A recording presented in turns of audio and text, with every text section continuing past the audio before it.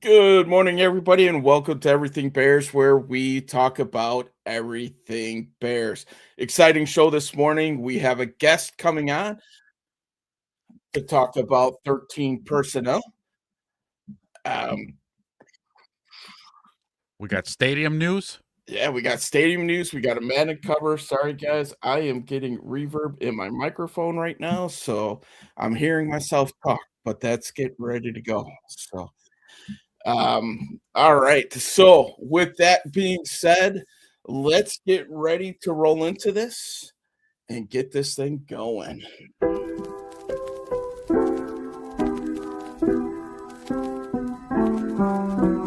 Everything Bears show, yo, bear down, bear down, bear down, bear down, bear down, yo. Everything Bears show, bear down, bear down, bear down, bear down, bear down, yo. First down, first down, first down, touchdown.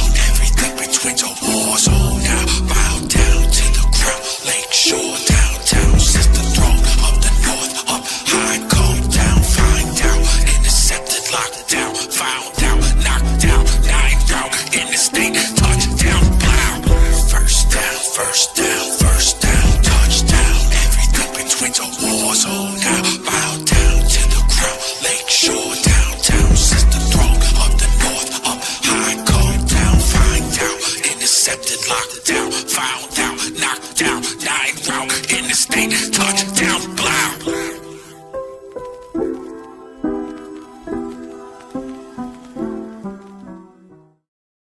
Welcome back, Bears fans, to the Everything Bears Show, your home for everything Bears. And we've got an exciting show today.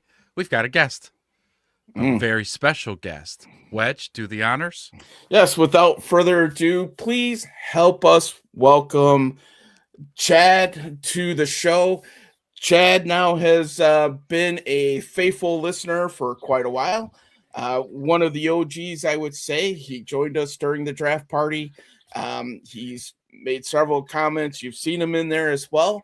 Little did you know that Chad is here to break down the 13 personnel. And with that being said, he has had a lot of coaching experience. So not only is this a passion of his, but it's also a way that he makes a living as well. So without further ado, let's welcome Chad to the stage. Everybody Hey, in the Good chat. morning, Chad. give Hey, Chad a morning, guys. hand. Welcome. How you guys welcome. doing? We're Hanging in doing there, man. well, man. We're Yeah. doing Yeah. well. So Nice.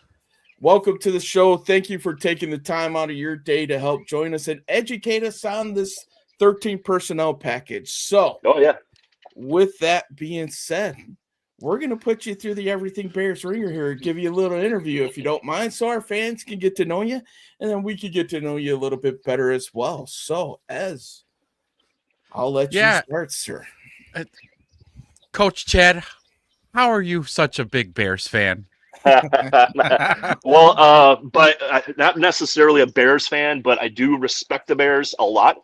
I grew up in the Green Bay area, so like a little bit west of Green Bay, in a small town called Seymour, home of the hamburger. Home of the hamburger. So baby. yep. So I was pretty much when you're born in Wisconsin, for the most part, you're born into the Packer family. So getting all that Packer Bear history, watching kind of grew up and kind of like my little heyday was the '85 Bears. I respect the crap out of those guys.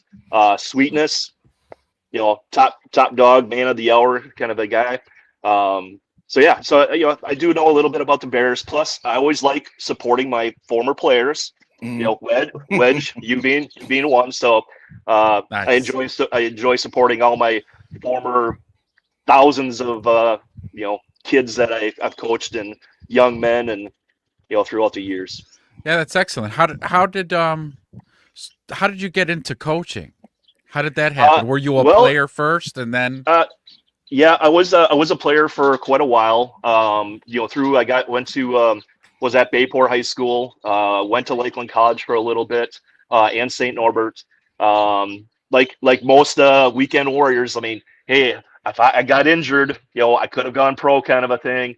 Well, I did have some arena league tryouts. Unfortunately, had hernia surgeries during both of those, so I'm one of those statistic people that if I didn't get hurt, kind of a thing. But yeah, kind of stepped away from football for a little bit, and one of my close best friend, Dean, which he hopped in there before. Seen Dean on the show, yeah. Yeah, he said, "Hey, why don't you meet me over at this elementary school?" And I said, "Hey, dude," I said, "I'm not looking to play football. I'm recovering, kind of a thing." And he's like, "No, come on out." He was, "I guarantee you, we're not, you won't be playing football." I'm like, "All right." So I show up, and turns out there's like probably 200 little kids running around. It's coaching for the YMCA. It's kind of like an intro Pop Warner kind of thing. So yeah, kids that are like 6 years old up to 12 years old. Ended up having a team of my own that was there, did that for a few years, and Nice. it fell in love with it right away. And I do have a quick story if you want. Yeah. That kind of locked me into that. So it was like year 4 or year 5 when I was doing that, and I had a really young team, and we had boys and girls on both sides. So like part of it was, if you played on offensive line, you also played a skill position in the second half. Everybody got a half at quarterback, kind of a thing, because you want to build the love of the game, with kids that are that age. So it got down to where they had this like little kid, and I can't remember what his name was. I think it was Sam, the smallest kid out of the group of kids. Smallest kid. His dad was like, I don't know if I want him to play quarterback, because just the way he is. So anyways, he starts at quarterback the second half. And this is where, if when you kick off the ball, if the ball hits the ground on the kickoff, it's a dead ball right there. Well, we drop it right at the 1 yard line. All right. So we're starting at the 1 yard line. Said, okay, this is what we're going to do. We're going to line up trips to the right, just quarterback keeper. We're going to run right down the sideline. So kid gets up. He's kind of a quiet kid. Wasn't really expecting much. And all of a sudden he gets up to the line and he's like, ready, set, and he's barking out like he's like John Elway, Brett Favre. I mean, he's just screaming this, and I'm like, oh my gosh! I'm like, what the heck is going on here? So he hike the ball, and he takes a step back, and all of a sudden he freezes, and I'm like, oh crap! Yeah, I'm like crap. And his teammates that were on the right hand side, they're like, hey, Sam, this way. So he runs to the right, and they block for him, and he runs. He's running right down the sideline, and the fields are only 60 yards. Runs all the way for a touchdown. So he ran 59 yards for a touchdown, and on that way he passed his dad on his way, and I could see his dad, and it kind of tears me up a little bit. But I saw the passion and the emotion in his eyes, and I'm like, I'm hooked. Like I gotta keep doing this. So 27 years later, from the Pee Wee leagues up to coaching some college ball and mainly high school ball, a little bit of college and some semi-pro stuff. I was hooked. It was that moment that sealed the deal for me. There is something to that, isn't there? When like you're teaching the next wave of athletes and you see them excel, you just make sure if you had buttons on your shirt, they would have popped off. Oh yeah, absolutely. That, and I've had former players that got into coaching from all the different levels that moved on up, and some actually have replaced me in certain locations and stuff. So yeah, it's those kind of moments that when I see them and then they're talking about things that I talked about in the past, it's just I'm not a dad at all, but those 2,000 kids that I've coached over the 26, 27 years, I mean, they're all my kids, so regardless of their age. So absolutely. Yeah. So there's a little Coach Chad coaching tree out there. Yeah, a little bit. All right, I like it. All right, awesome. So while you were playing, Chad, what position did you play, and kind of how did you get your start in football? So I started out actually as it was. I did like the youth stuff, so I played a lot of different positions. I was actually the only kid in Seymour, it was like the park and rec department that actually got traded during that season because the other team didn't have enough players. So I went from Team Orange to Team Red, played every position there. But when I started putting the pads on, I played wide receiver. I was a kicker. And pretty much on defense, I was kind of like an outside linebacker, or I played corner. That's pretty much where I kind of stuck was kind of like the receiver area. Through Bayport High School, I was played wide receiver, spot play on defense, usually in blowouts, kind of a thing. Usually on the wrong end of blowouts. And then went to Lakeland College and was a slot receiver in a run and shoot offense. At St. Norbert's, there were like a 5 wide mix of different offensive formations. So I was kind of like lower in the depth chart. Until a capsule in my back popped out and my vertebrae locked up, so I couldn't even turn my neck left or right. Then you're like, it's time for coaching. And that's where I shut it down, and then did some of the arena league tryouts and stuff. But can't make the club in the tub, as they say. That's right. Excellent. So, all right, man. So I see we got more people kind of flooding in here. So welcome everybody. Welcome Barely Smo. True, welcome. AC Adam, welcome Noah.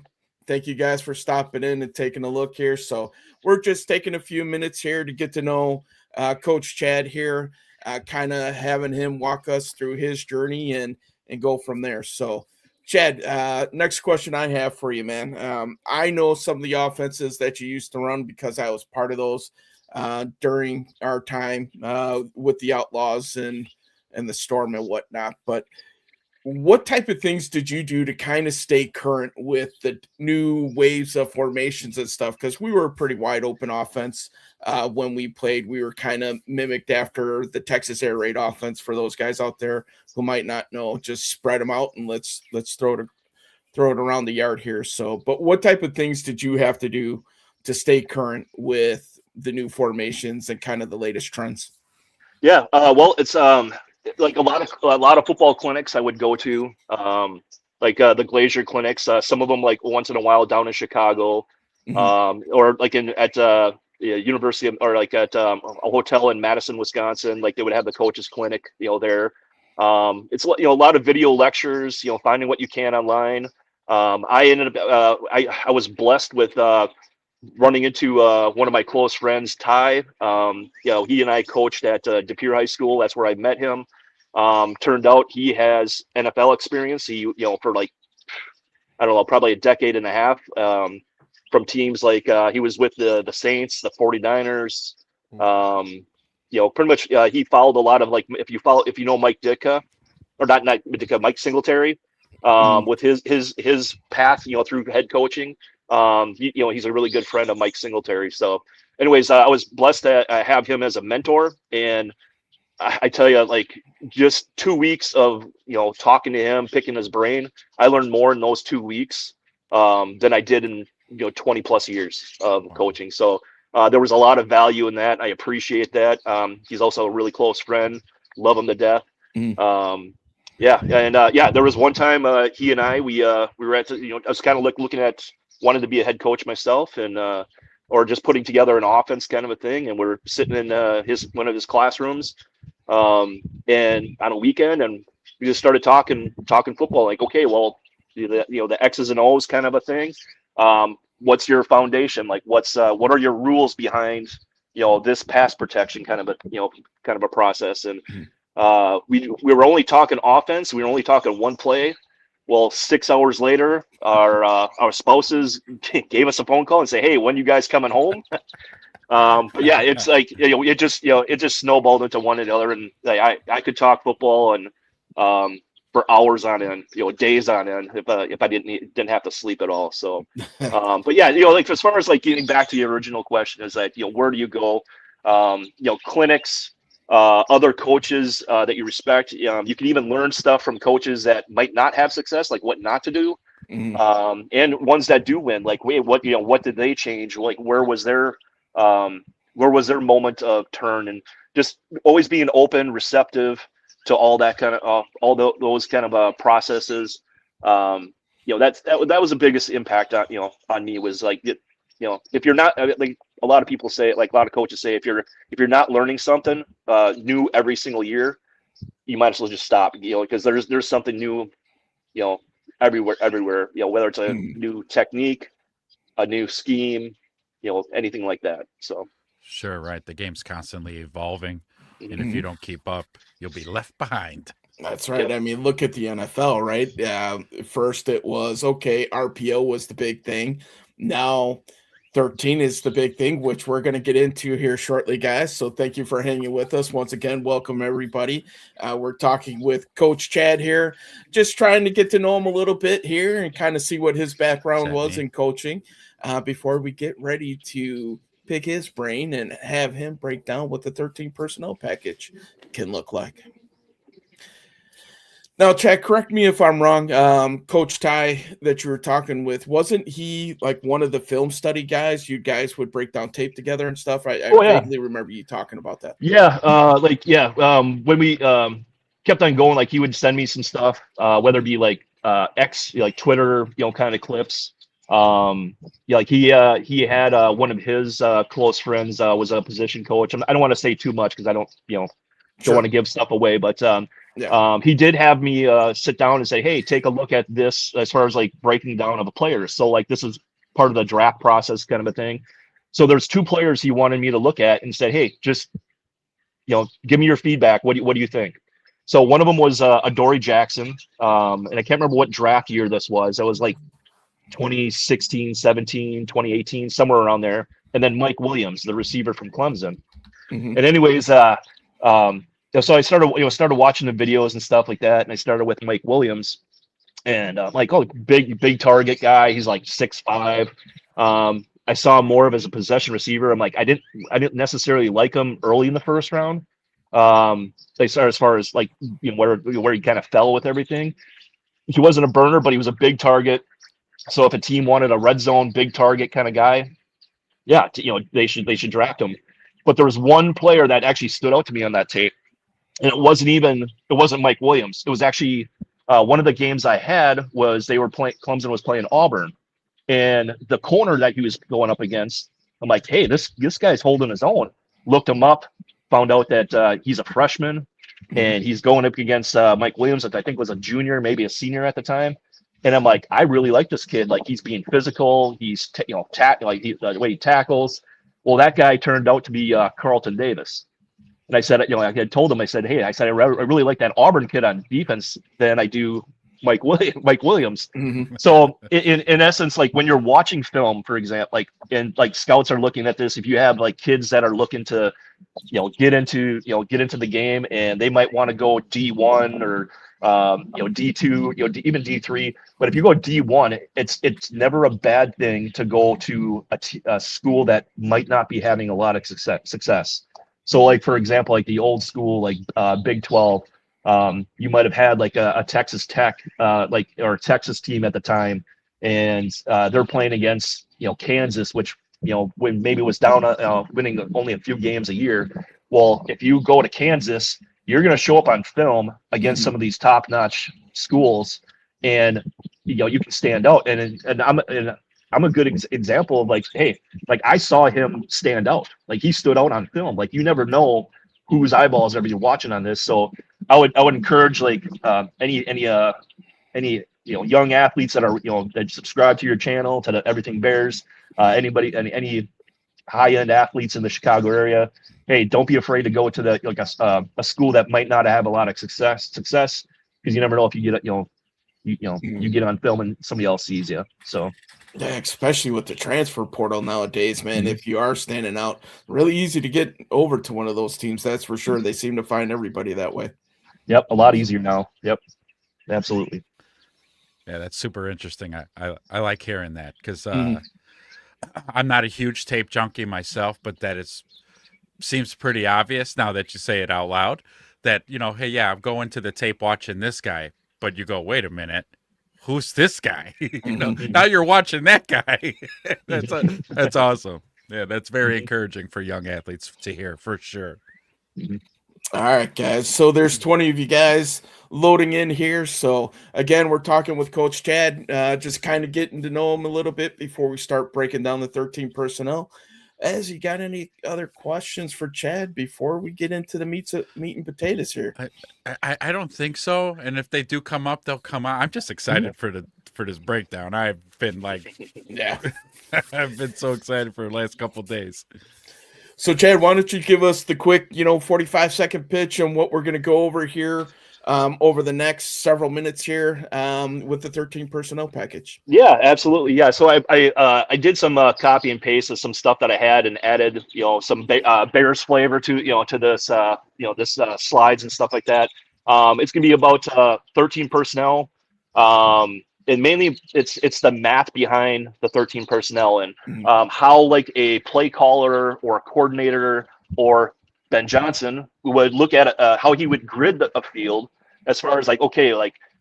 You guys talk a lot about like the explosive plays, like where would they come from? Like what areas of the field would an explosive play, occur in as you kind of look at it. So I do have some teaching stuff. I'm gonna give some props to some sources that I've used actually in my coaching journey that I used for studying. And it's gonna be a lot of about 13 personnel, like the type of athlete that plays that against like that defense. And yeah, we're just gonna if I get super excited and start rambling on, feel free to cut me off because I get super excited about this portion of coaching and teaching. So I apologize in advance if I start getting too wound up.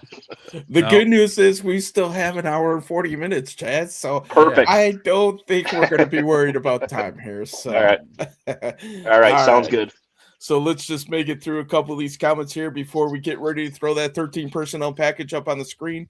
Barlissimo is hot right now. Thank you, Barlissimo, for joining us today.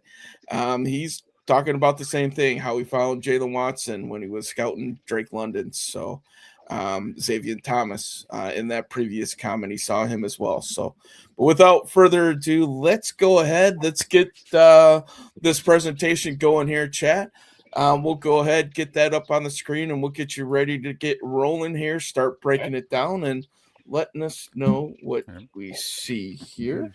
And everybody who's a Bears junkie, we're about to dig into this 13 personnel. Hit the like and subscribe.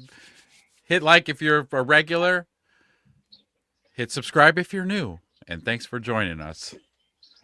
Yeah, buddy. Let's go. All right, here. Actually, I think, yeah, we should be good to go here. Just make this a little bit bigger. Just double checking one thing here.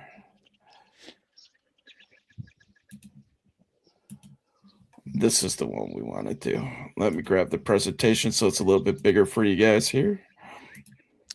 Good. We got a question for the coach from Barlissimo. Can coach talk about a defense perspective of seeing 13 in the huddle and then seeing 11 or empty, for example, at the line of scrimmage? Ooh. So yeah, I can perspective. Yeah, I can touch on that. It's just pretty much if you get all X files on this, I mean, just reverse engineering what I'm going to show you, but from a defensive perspective. So yeah, I can definitely do that. All right, man. So let's get this going. Run, pass, or torture 13 personnel when math becomes malice. What a word poet here. All right. Yeah, I love it. I wanted something catchy for you guys. Yeah. All right. So let's go ahead. Let's dig into it here. Moving on to the next here. Chad, if it's easier, I can read the slides and then you could go ahead and go in. It might be a little bit smaller for you than it is for me. But yeah, it's small. Right. Yeah, it's definitely small on my end. But yeah, so go ahead. I'll pause afterwards if you want to jump in and then kind of go from there. So benefits of the 13 personnel. You can't predict what you can't define. Run, pass, play action, or screen. It all looks the same until it's too late. Yeah. And this, I put that in there primarily with how you can string plays together. So you can do them like two different ways where you have one play like as your foundation play or like your core play, like something that you run over and over and over again. So based on your personnel, like I know Coach Johnson, like a big run concept in the NFL is duo, for example. And I do have a clip in there with the Bears running duo.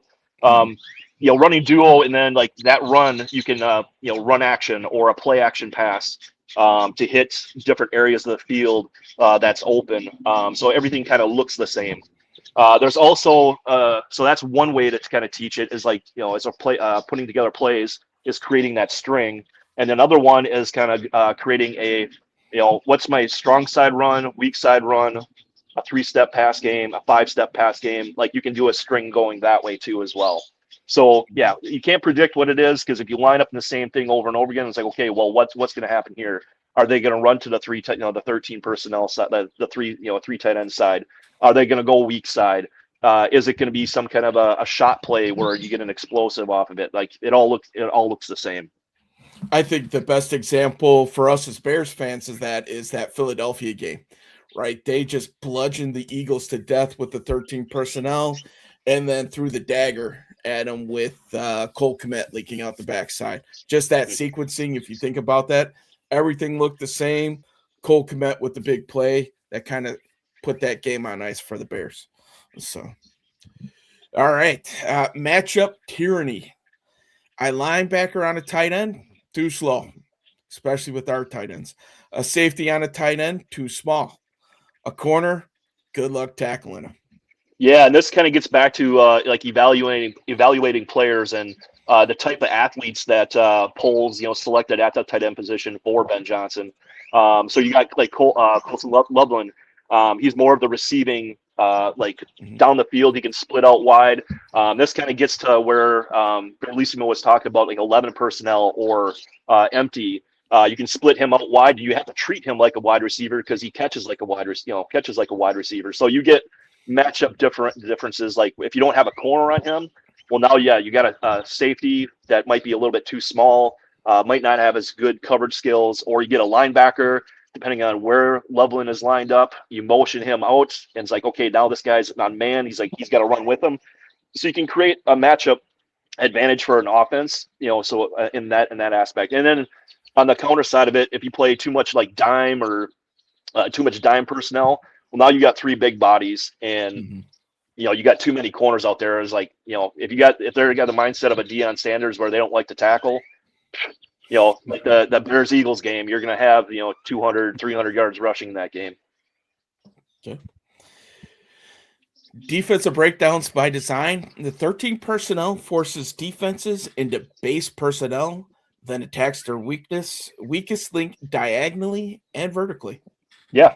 It kind of touches into what the last thing I just talked about was with personnel is that the offense, like the defense has to showcase what they're doing ahead of time based on personnel, and then you can manipulate them with motion, with shifts, double motions, having different players playing different positions. So like when you had DJ Moore in the backfield, well, if you think about it, like, okay, well, if he's in the backfield, you got your corners outside, you got 2 other wide receivers or Loveland outside.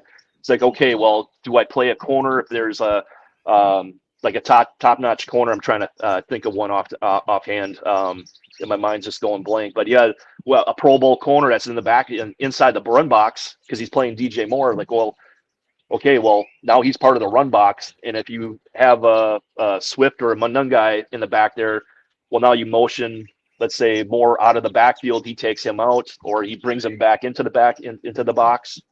You can, create advantages and mismatches, that way too as well. Now, from just watching the NFL over the last year, have you noticed are most NFL teams handling the 13 personnel with base defense, like where they're putting either a 3-4 or 4-3 look with linebackers versus like nickel looks with the extra cornerback? Yeah, I would say it's gravitated more towards nickel looks, and then also drafting players like with Seattle, with them having one of the top defenses, they have what's his Nikamura or I can't remember his name. Yeah, Emanora.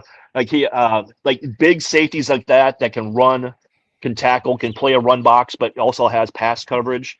You look at like my guys down here, with Caleb Downs in Dallas. I mean, he's a perfect example of like that hybrid guy to kind of counteract like the 13 personnel. So you want to get guys that fit that mold on the defensive side to kind of counteract the 13 personnel. So I would just be willing to bet that you'll see, teams that when they find these safety outside backer hybrids, like those positions, those type of athletes getting elevated on draft boards to kind of counteract the tight end, because it's always a punch counter punch in the NFL, like where one thing comes in style, and then if the defense throws something else at, or if the defense throws something, the offense counter punches it with something else, and it kind of evolves, and then you end up getting a rewind of old stuff becomes new again.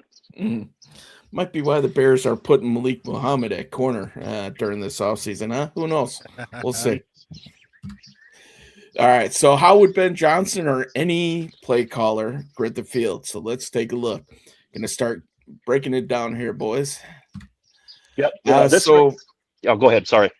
Yeah, no, go ahead. No, I was going to say this is one of the references, the R4 Systems, Dub Maddox. He has some books out. He also has a website that you can pay as if you're getting into coaching.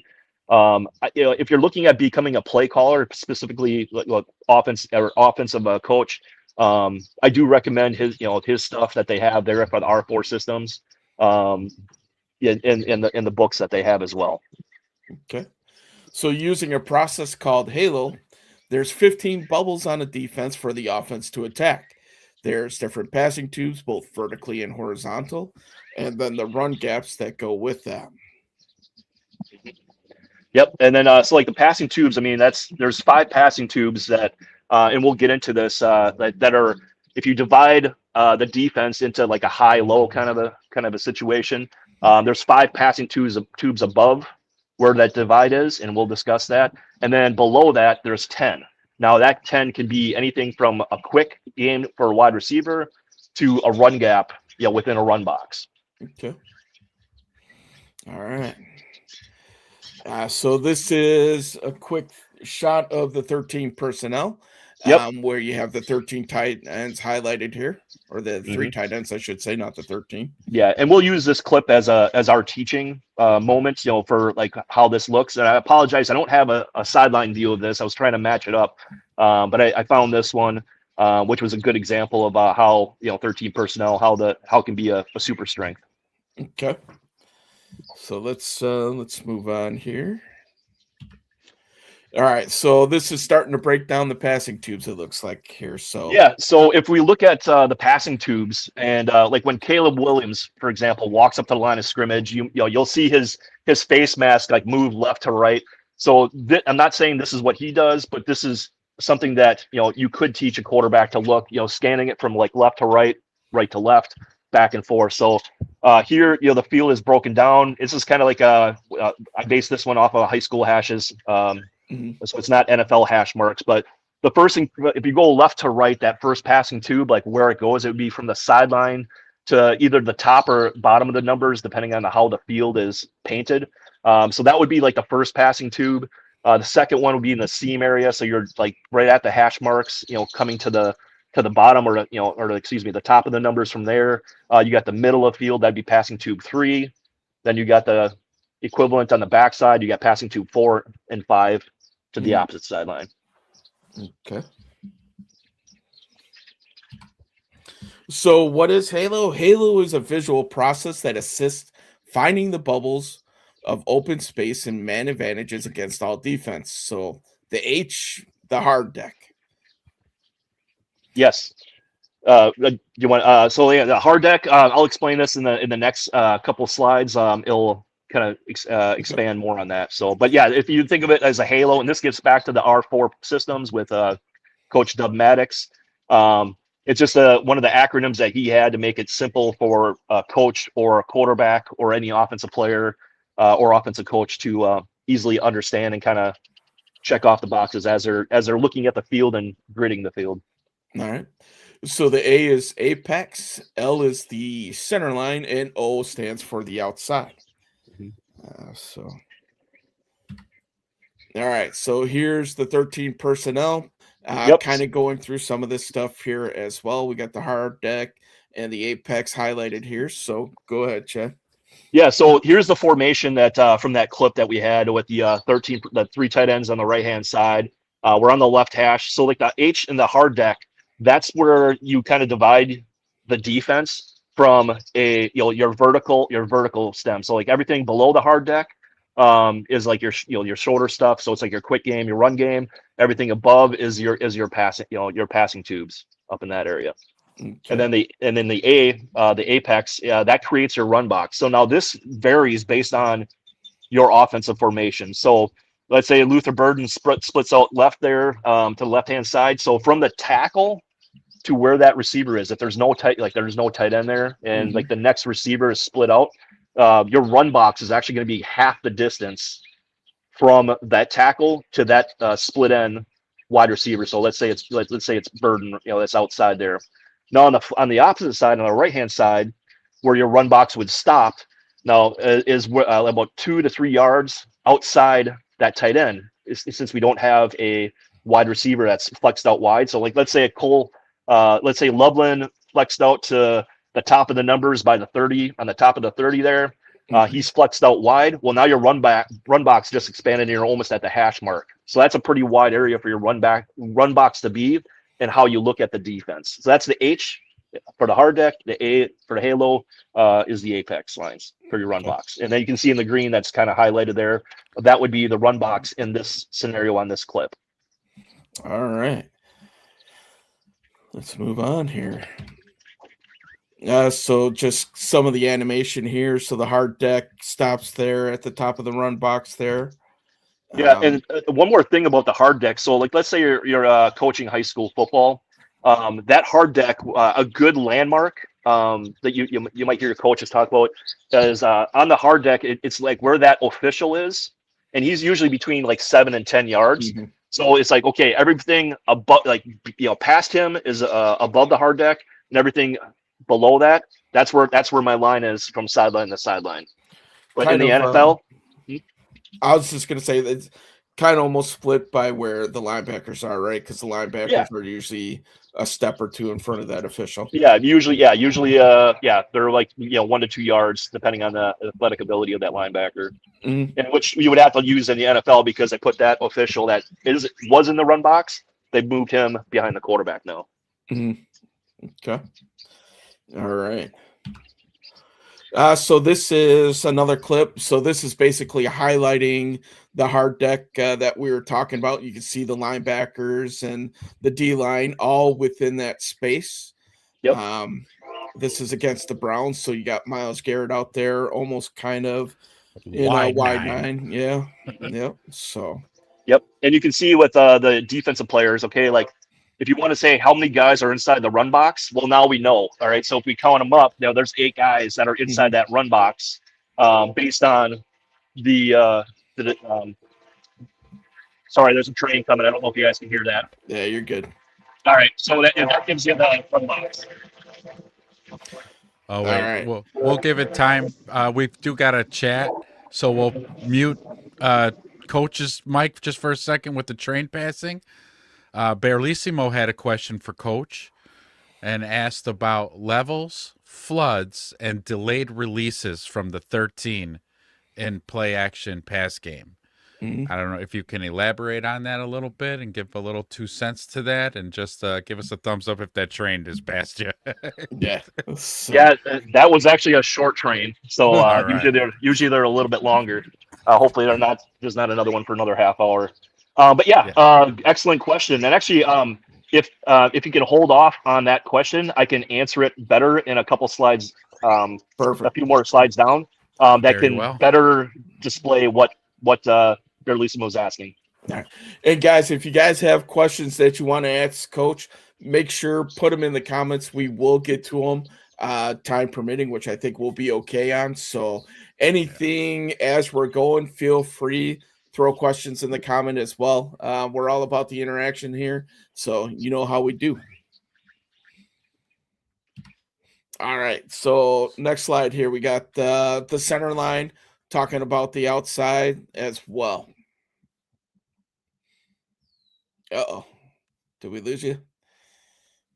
Can you hear me now, sir? Can you hear us, Coach? Can't hear. All right. So he's going to rejoin us real quick. And we have a visit from Don Burr. Don, you can Hey. learn a little something there. We're talking about 13 personnel today. So I'm sure your Lions are going to take advantage of 13 personnel as well. So got Coach back with us here. So study up with us, Donnie. Study up. All right, so if we're at was it slide number 12 here? yeah, I don't know so if you. we're talking about we got the 13 personnel up with the center line and outside here. All right. Oop, yeah, I'm one slide too far here. All right, so so that's hard deck. We got this clip there. All right, so yeah, the line of center. That's pretty much it's going to divide the defense to the left side and a right side. All right, so we already got the high and low with the hard deck, and this is going to divide it the other way, left and right. So the line of center is the nose of the center. It's pretty much from his nose to the back of the end zone. That's where it stops. That's what how many guys we consider with a man advantage on the left side, and man advantage is what we have as an offense against the defense on the right hand side. So that's the line of center, the L in Halo. The O is the outside. So this is the stuff below the hard deck and outside the apex lines. So we have, we'll have two of them. We'll have one on the left-hand side where Burden's lined up, and we don't have anybody there on the right-hand side with our three tight end line matchup. All right. So that's just showing the hard deck again. And the showing apex. The box, and this is just a visual of what the center's looking at here, splitting the defense. So when the commentators say, okay, they're counting numbers to see if they outnumber guys, this is how they do it. Yeah, this is one way of doing it. They're not saying like this is the only way to do it, but this is an easy way to do it. So you look at the line of center and say, hey, where's the defense the weakest? Well, if you look at this, and we'll kind of get into this a little bit, but if they got three defensive players inside the run box, like let's say we wanted to run the ball, they got Myles Garrett out there, they got a linebacker, and they got looks like a 2-eye defensive tackle there. That's to the left side. So they got three guys. Now we would have to look to see, how many guys do we have that can get in that area? Can we bring another man over? So this would be, the run strength of the defense is definitely on the right hand side compared to the left hand side, just based on numbers looking at the defense, not including the offense, where we can talk about that in one of the next slides. All right. So moving on here. So this has got the passing tubes, it looks like, in there as well, with the center line in there. Yeah, so like what I said before is that, going left to right. All right, so we got, just for easily teaching purposes, you're looking left to right. You got the passing tubes. You got the five up top, the passing tubes, not including a defense. On the left-hand side, the outside box, we have one receiver. So there is one bubble of open space there that we can get a quick pass to. And then you look at our run box, how many run gaps do we have? So you look at from tackle to tight end there, we have 9 run gaps that the defenses account for. Yeah. On the outside, on the right-hand outside box, we don't have a receiver, so we don't have an immediate threat out there. Not saying we can't motion to it or get somebody out there, but there's not that immediate threat that's out there. So if you count the numbers of the bubbles of open space, you got the 5 up top, you have the 1 receiver, that's 6, and then you have the 9 run gaps, that's 15. Right. Okay. So, and so that's kind of gets into the next slide if you want to go to the next one. We have the passing tubes and using the halo, the number of open spaces, we have 15 spaces, and the defense only has 11. So there are 4, no matter what, there's always going to be 4 open spaces on every single play. Now, if a defense misaligns or they do some kind of quick thing where they think they can get like a piggyback blitz where they got a guy on top of a guy, you can manipulate things that way. So that kind of comes with scouting, gets into like your scheduling where the Bears might have a +3 days on Seattle, for example. This is where you can take advantage of that, find tendencies, like if they're a heavy, second down blitz team, and like second and 8s or less. This is where stuff like this can become an advantage as a coach and kind of breaking it down that way. I think we saw that with the Packers, right? Where they talked about if we run this certain formation, we're going to get a certain look. We know the play that we're going to, and it ended up winning the game, right? That was that deep pass to DJ. So, all right, let's go. So this is the Bears 13 personnel with the 5 passing tubes, 9 run gaps, and the 1 outside that you were breaking down before here. And this has the defense kind of in there a little bit as well. So, So this is now we put imported the Bears or the Browns defense over on this overlay. So let's just start at the top there. So like the top left passing tube number 1, do they have a guy in there? Well, they have a corner that's there, based on what I saw on film on one of the sideline ones that I didn't really have good, video of it. He was playing above the hard deck. So in passing tube number 1, is there immediate defensive threat there? Yes. So, we X that out. All right. So we're not going to go there immediately, but can that corner come down and change which area of space is open? If he plays a press coverage on Burden, well, now that passing tube is open where you might take a run action, pass, where you're throwing Burden on an outside, go route or a fade route into the end zone. All right. And you kind of go through the passing tubes, 2, 3, 4, 5. Is there a defender there? So we got in 1, no, or yes, there's a defender there. In the passing tube 2 and 3, there are defenders there. So we have a bubble of open space in passing tubes 4 and 5. All right. That's a long ways away from where the left hash is, for us on based on this on its high school hash to get there. So we'd have to scheme something to get that way. So that kind of ties in a little bit with Bearlissimo's question. Like, okay, like how would Ben Johnson, for example, attack this? Well, this might have to be like a bootleg or a flood concept where you're, sending a couple tight ends on corner routes and a guy out in the flat dragging Burden across, like shortening his split and bringing him across the field. So that's the passing tubes up top. So we got 2 up top, and on the bottom, based on where the corner's playing, is there immediate space there for us to attack right away? Yes, because the corner's playing off. So for this, you can get free access. So like a quick 5-yard out based on the split. It could be a hitch route. It could be just something like a quick now screen. Like you just throw it to him now and just let him kind of run. You saw the Packers do that a lot with Jordy Nelson back in his day, where it's just Rodgers would pick it up, just flick the ball out there and just let him run. A lot of teams are doing that now. Now you get inside the run box, and where you want to stoke the fire. You want to run the ball, stoke the fire. So the defense, we said, had 8 defenders in there. Well, how many run gaps did we have? 9. We had 9. So there's an advantage to the offense. We have an extra guy to their, an extra run gap for what they can't take care of. So that's a bubble of open space. So we can run the ball. Now we look out the outside, on the right hand side there. We don't have anybody there, so that's automatic. We don't have an immediate threat. But can we get somebody out there like Kmet out in the flat, or Roush, or Loveland? Yeah, we can. We can motion them out there. To take that advantage. So no matter what point is, based on looking at the grid, you always have 4 bubbles of space as an offense against the defense. You just got to be able to locate them. How fast do you want to attack them? Do you want to use different kind of ways to create advantages with a fake flood, or what's the other one I'm looking for? Is like a levels. But yeah, like a flood fake, and there's a 3 Fs. I can't remember what the third one was, but yeah, like with motion and stuff, like you want to go fast, with against defense. So there's three different ways you can do that to manipulate the defense to get to where you want to go. So I'll just leave it at that. All right. All right. So this is just gonna redefine the box with the hard deck here. So yep.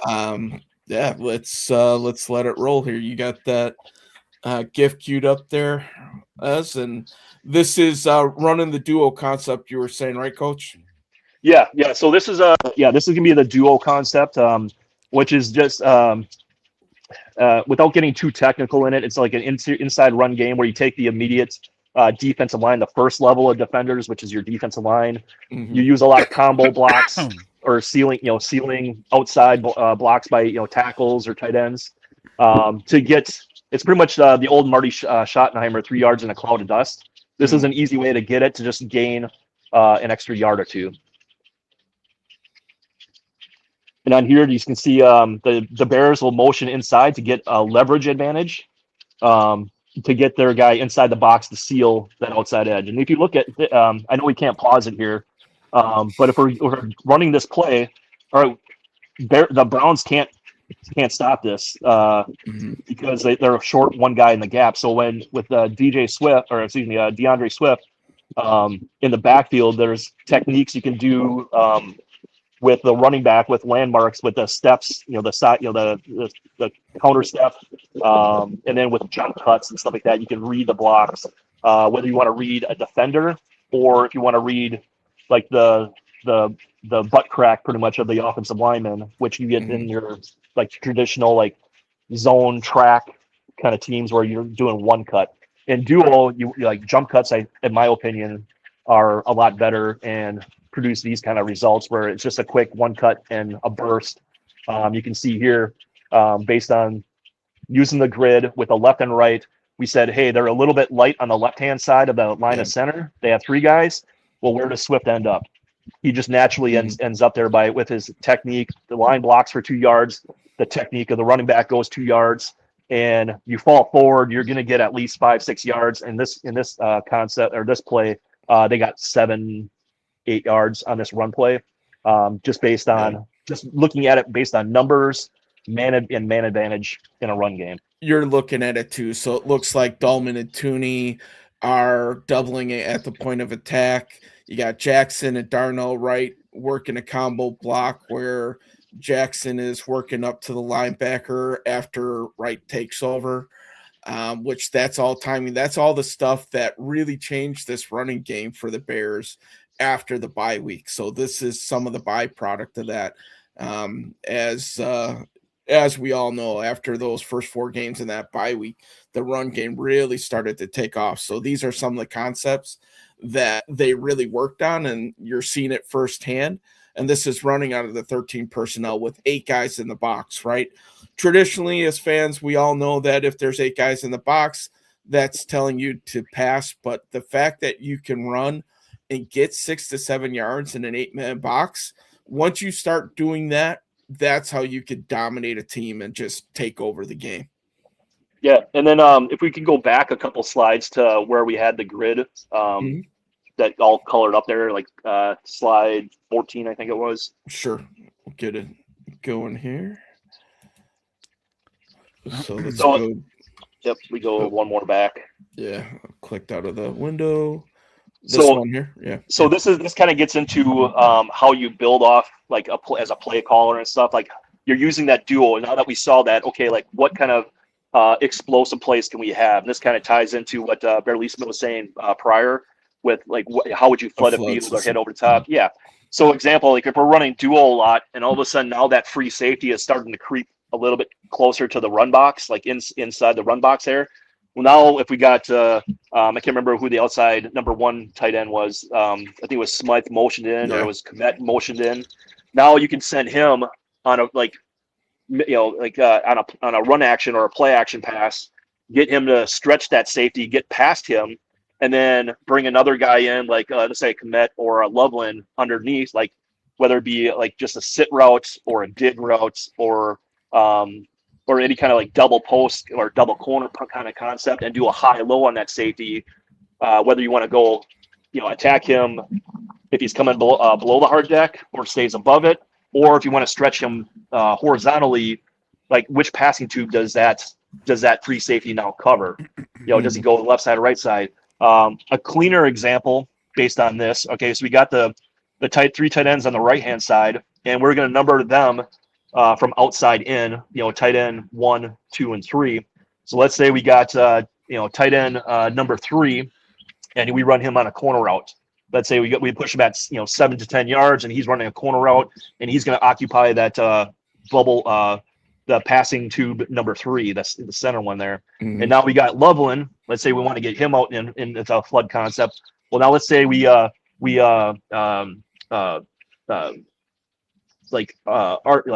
release him and then run a corner route, so he's in passing tube number 4. All right, so now that corner has to decide, if one of these safeties don't get back into passing tube, like that corner, well, he's on an island now. He's got to decide left or right, which tube am I going to play? Well, to hold him down and kind of scheming things, like you can get tight end number 1, where this might be Smythe, I think, in that, but now it'd be Roush. You get him out in the flats. Now you have an immediate threat down in the outside area. Well, either that corner or that strong safety, somebody's got to, get into that, that zone area there, along with a run action. You get Caleb booting outside. You got passing zone, tubes, 3 and 4 to attack, and you got that outside zone. That's how you kind of build a like how one play can look like the exact same. You do the run action with Swift, and you get Caleb outside. You could pull a guard over and just add more protection if you're swinging him outside. You could do any kind of like a fold block where you're getting a block down, like take one of those tight ends out of the routes, and you just want to do a 2-man concept or a flood concept over that side. Mhm. Pin the defensive end down, swing the tackle to the right-hand side to kind of set up and create that wall for Williams. Well, now rather than having a third tight end, now Caleb Williams all of a sudden becomes your third option, where he can, in his legs, becomes that run game where you can send both those tight ends, like number 1 and number 2, send them on the corner routes, let Caleb Williams let his legs attack that outside zone area. So that's how you can kind of play with it, like how you can play with it, manipulate it. Everything looks the same. They're running these guys off, kind of a thing. So that's a way to attack a defense. Now with I think Bear Leesman was asking before, like how, like the defense. Yeah. Like how would you reverse engineer this? So if I was a defensive coordinator, I could use this same grid and say, okay, where am I the weakest? All right. So this is where the rules are for me as an offensive coordinator. Like if I'm a defensive coordinator going against me, like you get these hybrid nickel safeties that we were talking about before with like a Caleb Downs and Emanora guy from Seattle, and you play them on the apex lines. Now you don't know, are they run box defenders or are they outside defenders? And if they're playing at the hard deck, okay, now are they playing a passing tube or are they playing, down in the run box? So you can kind of manipulate that, like where my defense is the weakest. It's the farthest away. Okay, I can settle for that. So if I'm a young coach doing like middle school, high school kind of stuff, all right, I can live with those areas. Like I'm hoping that the coach on the other side of me is, that offensive coach is not smart enough to how to attack that area, and I'm limiting him to the head up over Luther Burden or hit, their split end outside there and the run box. Like, okay, now if I cheat a safety in, or if I'm pinching guys in, kind of mucking up the middle of it with my defensive line, just having them, shoot down to the, creating a big pile of mess. Well, that forces like Swift then, or your running back, to bounce one way or the other. And that's how you can kind of minimize the offensive yardage and attack them in a way where the quarterback wouldn't know, like, okay, is that guy an outside player? Is he playing in the outside box or is he playing in a run box? Is he playing a tube in that aspect? So that's how you can kind of reverse engineer it as a defensive perspective, and what kind of athletes you want to play in there. So usually like these nickel defenses, if it's me that's creating, like drafting these teams, so like if I'm a Poles, I'm drafting two hybrid guys that are like Caleb Downs, for what for being here in the Texas area. Those are the kind of athletes that I'm looking for to play that, to attack the 13 personnel. So I think this is where you're going to see a lot of teams go to 13, and what the corresponding counter punch is. I think it's going to be a lot of these athletes that are the hybrid safeties and outside backers, kind of shooting up on the salary cap, let's say, because they're going to be more valuable. Okay. Yep. So Barely Samo was also saying, can coach just explain for the chat run gaps for defense to cover versus the use of zone and power? We are leaving these guys if it's not too mind blowing. So, can you help me understand that question a little bit more? Yeah. So I think so. What's the defensive responsibilities to cover run gaps when an offense uses the zone scheme, let's say, versus maybe power? So if you want to go to where it says the let's roll, I think it's the next slide down. Where it has the grid, that one right there. All right. Yeah. So the red dashes there are the run gaps. All right. So let's just go left to right on this. So you got Myles Garrett on the wide 9 there. Obviously, if he's going to be the outside gap, the area there. So old school high school offensive linemen like you had, or from a defensive perspective, let's do it that way. You have from the center, you have the A run gaps are between the center and the guards. Yep. The B run gaps are between the guards and the tackles. The C run gaps are the tackles to the to the tight end, and then outside the tight end is a D gap. So let's look at it from that perspective on here. So if we're looking at the left of the center line, we got that the first left dash there is that's your A gap. And then between the guard and tackle is your B gap and then your C gap. So Garrett, outside as a wide 9, he's got the C gap. I'm assuming on this. Yeah. And then your backer, he's playing like looks like he's in like a 50. He's aligned in a 50 position, so he would be playing the B gap. Mhm. And then based on where the defensive tackle, the 2-eye technique is playing, he would be the A gap. Just based on looking at the picture, not knowing where they're going, anything like that. That's where you would assume they're going. So they got gap to gap covered right there. All right, 3 for 3. Now on the right hand side, we do this. Now we got extra run gaps because we have a six man gap area. So we have the A gap, which probably is the middle linebacker. He's just to the right of the line of center. So we're gonna say he's got the A. We got the D tackle there. He's in the B. He's at a three technique. Mhm. Then we got a another backer in like a 50 position, and let's say he's got the C. We got a DN that's head up, but he's kind of leaning a little bit inside, so he would be the D, just outside that the number, the going outside in the 1, 2, 3 tight end. So that would be, I think that's Kmet. I think Yeah, in there. He's over Colston. Okay, and he's over Colston. So outside Colston, now we have an E run gap. So that's got to be that's got to be the outside backer that's in the box. And now we got an F gap outside of Smythe, which in this year would be Roush. Now we got an F gap. So based on where these guys are at, like we can attack them outside the defense as the gap as far as their responsibilities. But one of the things, based on watching the clip that Ben Johnson and his coordinators and line coaches said, hey, let's move that number 1 tight end. So in this case, it's Smythe, but we'll say it's Roush. We're going to motion him inside and bring those gaps inside a little bit so we get a better leverage, kicking those guys out, Mhm. like on the outside. I shouldn't say really kick out, but push away from where Swift is going, and he might be attacking like his gap responsibility. He's like A gap on the right hand side, on the strength side. So let's say strong A side gap. Like he's pressing that before he jump cuts, and based on where the movement of the defense, if he's taught to read the defense, he's going to jump cut left or right based on how they move, and then he's going to attack that way. So that's how you would attack like the duo side of this. Mhm. So I think Berlicino, I think he's was being a little more specific, saying he was referring to how a defense has to be gap sound and accountable versus on offense. Are we going left, center, or right based on gaps? Are we okay leaving the backside where we are checking to wall off? Mhm.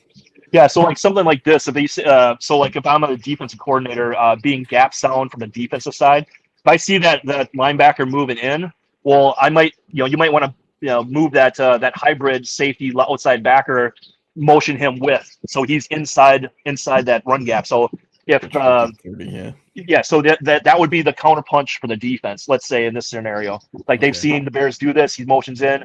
The linebacker coach or safety coach coordinator says, "Hey, if he motions in, let's bump everybody down or motion or move that outside backer in." Well, now the second counter punch is like, okay, Ben Johnson sees this. Hey, our counter punch to that motion inside is that, okay, now we got the outside here. Let's run speed option instead of dual. With Caleb and Swift going outside, like we can pin. We go inside. Let's just wrap the tight end, and this is where the blocking becomes legit blockers, like these tight ends like Kmet and Roush and Loveland, and they're able to easily pin that the defensive end that's covering the D gap out here. That's where you kind of do the games and stuff like that with how a defense would counterpunch that. Now the other option, okay, let's say we keep everybody where it is, but let's bring the safety down into the run box because they've been gashing us. Like they got 200 yards. Like let's bring the safety down. Well, now you opened up a passing tube where Caleb can do the run action, do a play action, and you're hitting Burden, cutting across the middle of the field on a post. You're bringing one of the tight ends, like they're they're dipping their shoulder, they're not blocking the guy, and all of a sudden they're running right down the middle of the field. That's where the counter punches start coming into play. The chess match begins, right? Big Mike's got a question for Coach. He says, Chad, with the camera angles being what they are during a live game, is there something you're looking at that the casual fan might miss? Example, I consistently watch the quarterback. What are you watching during the games? Well, yeah. If I'm watching it by myself, it's okay because I'll rewind and I'll watch like the same clip. Like if I like Nice. something, I'll watch it like for 20 minutes straight, just Nice. that one clip. Mhm. So I'm doing exactly what the grid does. So I'm scanning it as if I'm the quarterback. I'm the coach on the field. I'm looking left to right. I'm starting like a typewriter. And for the younger kids, that's an old school keyboard kind of thing where you type numbers on. So Left to right. it's going Yeah. left to right, left, and they're bringing it back right. So I'm doing the same thing with the passing tubes on the hard deck. I'm starting there. I'm going left to right. I'm looking at the defense. I'm looking at okay, where are the numbers advantage now? And I broke this down even more the way it's easy for me and the way I teach it. So I eliminate a lot of this grid stuff, and so it's a lot quicker and faster. So I'm looking in my sandbox, and that's how I busted this up. So I got a sandbox 1, sandbox 2, and a sandbox 3. And I'm just looking in those boxes. Okay, like on my left hand side, do I have a numbers advantage? All right. Do I have any one-on-ones, or like I like to call as I coach one-on-fun matchups? So do I have a Luther Burden on a one-on-fun with their corner, in that sandbox over there? I want to play in that sandbox then over and over again. All right, if I'm in the next sandbox, like let's say sandbox 2 is the run box, do I have a numbers advantage there? Well, heck yeah, if I got a numbers advantage there, I'm just going to keep stoking that fire and keep feeding that fire until they do something different to stop it. And and it corresponds to the same thing. Like you've got 3 tight ends on the right hand side there. I got sandbox number 3. All right, do they have enough players in sandbox 3 for me to go play in? So I'm looking at it in like a really quick 1, 2, 3. I'm looking at it left to right. If guys are moving, if I got motion, like how do they adjust to that? If I love to do double motions in my offenses to gain the advantage, because if you're moving guys around, like the defense is looking at eyes, and they got to communicate, and I'm able to to call things quick. The way I teach the quarterbacks and the receivers, like hey, they're doing this. You see this guy stay inside, expect to get the ball right away, or hey, like they're doing this. Like as if they motion out, tag this pass concept to that run play, and we're doing kind of like an RPO kind of a thing. So it's like that counter punch back and forth within that.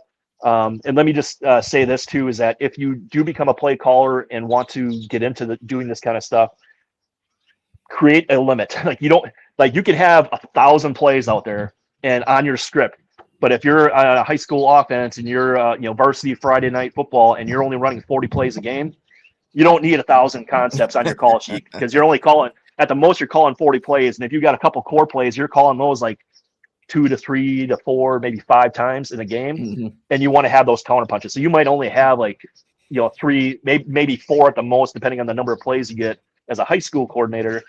You might only have like, 2 to 5, let's say 2 to 5 main concepts. But then you got the string, you got the counter punch, you got like, okay, what protects that play? Is it a screen pass? Is it a 3-step pass? Is it a 5-step? Is it a shot play off of this? Where you had mentioned about Kmet, like is it a Y leak where you got everything flooding one side of the field? For example, like let's say we use this play, but we're leaking Kmet on a Y leak route, on a tight end leak route, and he's running down the sideline by himself and nobody's there. And that's your shot play off of that. Once you start seeing that corner run with Burden across the field, that safety goes with him. Well, now bubbles in the passing tubes, bubbles 1 and 2 are wide open. Well, let's get a tight end. Let's leak Kmet like on a down block and leak him down the sideline there on a wheel route. Let's say, down the field, and then let's take a shot play. Yeah, so it seems like a lot of people chiming in, kind of, talking about what they're looking at.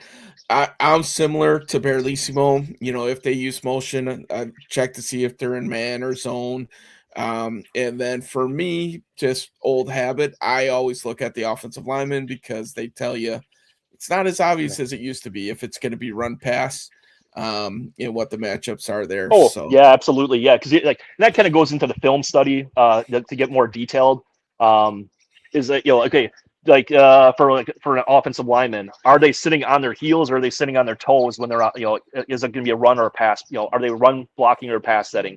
Like a wide receiver, which way is their toe pointed? Are they there's toe pointed straight ahead, or are they pointed towards inside, so they might be going on an inside route? It's the same with motions, like guys moving and stuff like that. You're just looking for little tells, like the running back, based on his split. All right, is he ahead of the quarterback or is he behind the quarterback? So it's all those little nuances that we could spend the next 5 days, just talking about all that kind of stuff. But this is just a simple breakdown without going into all the details, because it took me 26 years of like picking up little things at different positions and looking at stuff. I mean, I'm always learning something new, how to do something like make a better mousetrap kind of a thing. I'm always looking at different things that I can pick up and apply to it, make it faster for my offensive guys to play fast. Because if they got to think too much, that's it. We're done. I want them to be able to play fast, get up there, give them maybe one thing to, hey, if they do this, we're doing that, and then based on the counterpunch, we'll be coaching that throughout the game and in practice during that week. It's like, hey, we might end up seeing this, so be prepared. Like when we make that call, here's my buzzword. It's superfly. Like if I start yelling superfly to you, just hey, immediately think this. Nice.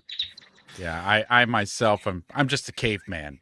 So when I'm watching the broadcast on TV, I'm so bear centric. I'm looking at our formation, our motions, and especially with Ben Johnson being his first year last season, I was completely like, I don't know what the word is, enamored with the tight end motions and what he has the tight ends doing. Because it's more than just like he'll have a tight end in motion going one way across the formation, and then as soon as the ball's snapped, that tight end 180-degree pivots and goes back the other way, cracks the D end to crack a D end, and then it's like, and that's a big ass run lane for the running back to go through. I'm like, this guy's a fucking madman. Well, that's kind of what put Colston Loveland, on the page for me is his blocking and doing exactly what you were talking about, as just the type of things that he was doing off of motion and handling D tackles and D ends, which was the one thing that made me think, you know what, man, this dude could very well be the next quote unquote Travis Kelce. Might even be a little bit better blocker than what Travis was, but that's to be determined here. So, no doubt. Yeah, I know. sure. I know we have more to do. I know there's still more of the presentation left, but good questions. Questions are coming in. We try to address them, but I don't want to interrupt the coach too much. He's got to do his thing. He's on a roll. And my battery's running low, so I want to make sure I answer whatever whatever you guys need. One more from Barlissimo. Does coach show his kids the Birch competency ladder? I think it's a great tool for any kind of teaching, personally. Well, I would assume he's meaning bunch instead of birch. But yeah. So so a good example is so you look at the Rams, like, because they're kind of making that they play in 13 personnel, like a lot more. Like I know the Bears are creeping up in that, but the Rams are in it like 33 to 35% of the time. If I saw a stat that was based on that, so. So you got that bunch concept. Well, now you can substitute packages in. So we got 13 personnel. Well, what other personnel do we got? Well, we could go 11 personnel where we got one tight end, and all of a sudden that tight end, like let's say he's not an inline tight end, we're going to bunch him. He's going to be the point man in the bunch. Now, how far do we flex that bunch? That bunch. Are they a tight bunch? Are they a wide bunch? Or are they something in between? And can we motion guys in and out? Which in bunches, you'll see in the NFL, you'll see a lot of coordinators doing this to get a lot of easy. As an offensive guy, it's rub routes. Defense, they call them pick routes. So it's so you get a lot of that stuff. You can motion guys in because now if let's say we're in this situation where we just move everybody out. So like let's say going outside in. So like let's say we got Loveland off the ball as the number one, and we got Kmet on point, so he's on the line of scrimmage as number 2, and then Roush is inside as the number 3 guy. So now if we motion Loveland inside. Well, now he becomes a new 2. He keeps motioning in. Now he's a new number 3. Now the defense has to, okay, if my responsibility is like, hey, that corner's got 1, well, now he just bumped in. Now, if you look at these hybrid guys, like a Caleb Downs, Emanora kind of guy, like, okay, now he's my new number 2. Oh, he kept motioning. Okay, now Roush is my new number 2. So it's just that, thinking about, okay, with where that motion changes everything up for the defense. It plays with their eyes. They also have run gap responsibilities, based on, of course they do film study. They got tendencies, like offense has tendencies and stuff, but they got the run gap responsibility. They also have to play a pass gap if they're, on the second and third levels. They got different responsibilities. And if you're creating a lot of motions and shifts, which I love doing, that can mess with a defensive player's head. Pros have problems with it. So if pros have problems with it, college kids are going to have problems. Defensive college teams are going to have problems with it. High school teams are going to have problems with it. Mm-hmm. It just messes. It's another way to counterpunch on a defense. It seems so like the 13 personnel seems so like overwhelming, especially if you're running it efficiently. Like at some point, the defense is just like, oh, what the fuck? We do this one thing, they do that thing. We defend that thing, they go back to that other thing. Oh yeah, it's diabolical. I mean, yeah. Like a defense might say, hey, can we just get this game over with so we can move on to playing the Jets? Yeah, right. Like, right. We got the Dolphins next week. Yeah, we got the Dolphins. All right, they're tanking for Arch Manning. Okay, let's get this over with. I don't want this headache. Yeah. Excellent. Right. Good stuff. Chad, I know you're on a little bit of a time frame here with the battery on the phone. Any last things that you want to cover or go over before we lose you here? No, I mean, the last 2 slides that I had on there, I mean, they just kind of sum everything up. So if I do, so if like the pre-snap, like your pre-snap deception is a weapon. We talked about that, how 3 tight ends can shift into a heavy run set, or split a guy out wide with motion, or you can go empty. You can go 5 wide, and Swift is a good receiver. Manungai, I think he's a good receiver. I haven't seen too much of him catching the ball. Yeah. But you can go 5 wide. All of a sudden, a defense says, "Hey, you're gonna go run heavy like with this personnel. All right, I'm gonna send my big guys in, my jumbo package." Because you've been gashing us, So I got my base defense. Maybe I pull out a linebacker and throw in a defensive lineman. Well, now all of a sudden I come out and empty. Well, what the heck? Now I got to cover 5 pass zones, and I got 5 big guys in there that can't run. Now you're too slow. So then defense. To me, they always declare what the weakness is first. Just based on their personnel that comes into the game. That's why you see like late substitutions from opposing coordinators. Sending guys in, and you're countering that back. And then you want to get isolations like so you want to get Loveland like on a slow tight end, those kind of things. Or if they come out in dime personnel, then you want to run the ball. Like you just shift rather than going 5 wide. All of a sudden we shift into a heavy run package. Like crap, I got my dime defense out there and I got all these corners, and small safeties. Like all right, now we got to try to throw our bodies into them and stop this. And it's just simple rules. I mean, you look at like for a defense, box count becomes irrelevant. Integrity crumbles, and by the second half, like we talked about, like the defenders are second guessing themselves. Like, okay, is that a run? Is it a pass? Is it a screen? Is that a shot play? It all looks the same. And that's where it gets down to being diabolical. Is that it sets the defense up for failure. So, do you think that this is something that Ben installs with leaving that up to Caleb? So Caleb gets to the line of scrimmage and he's looking at these alignments and just at you just described a second ago, and he goes, you know what, I'm fucking checking this to a run play now. Yeah, and that's another coach that I studied under was Mouse Davis. He was a run and shoot guy, and he says for the quarterback, he wants to have the quarterback to have the chalk last, all right? Because he's on an old school chalkboard, teaching and stuff like that. He's like, so the quarterback is the representation of the coordinator or the coach or the play caller. Is like, okay, like I got the chalk last, it's my job to teach that guy. It's like, hey, I don't want to overload him with too much, but okay, on this one play, we get these are the top, this is the main look, what we expect them to line up in. All right. If they start taking away, this is the first adjustment. All right. Then we want to tag this route on that play or this run tag on that play. And then if they counter punch back, well, then we come back to the other one. And that can be like stuff that you talk. Hey, if we get this situation, you're talking on the sideline. We get that situation again. Tag this, or Right. let's audible to this.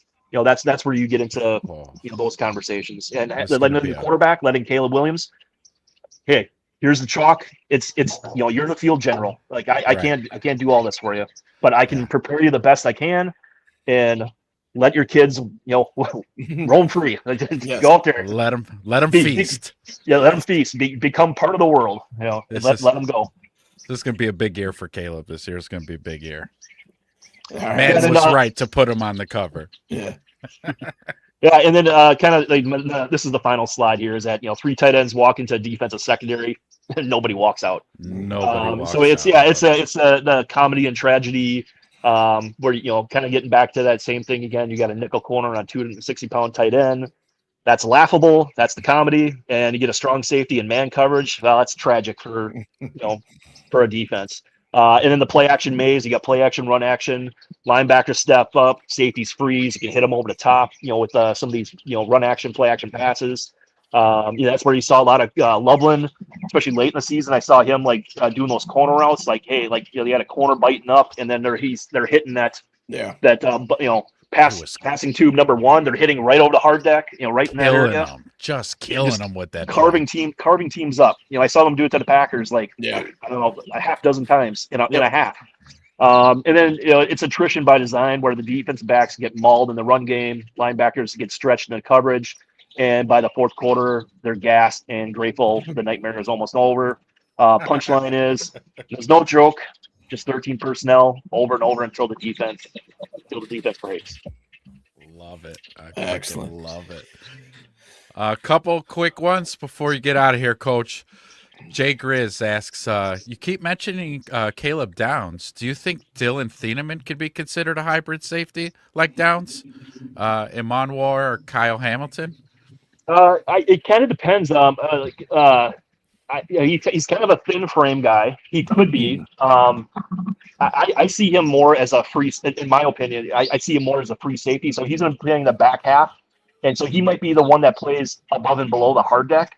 He might not be on the apex line where he's playing more of a sound. Like he might be he's going to be involved in the run game one way or another, but he might not be that Caleb Downs type where he's playing that in the box, playing that apex line, like going back and forth. But he's definitely an athlete, and he's got speed. He can roam free. I'd rather play his strengths, like in that free safety spot where he can cover, passing tube 2 and 3 for me. Like he's got a lot of range, kind of like that Ed Reed kind of type where he's ball hawking, one side to the other, kind of playing with the quarterbacks, the opposing quarterbacks. Like, hey, I'm going to start running this way towards passing tube 3 and 4, but then he's going to kind of do a speed turn, and all of a sudden he's back in passing tube 2 with a pick, and he's running it back for 6. I think Kobe Bryant might be the one who would be used more so in that situation, maybe than Thieneman. I know he did it a little bit in college, but I think Kobe's got the little bit bigger frame, and that's one of the reasons why they like these two guys, Grizz,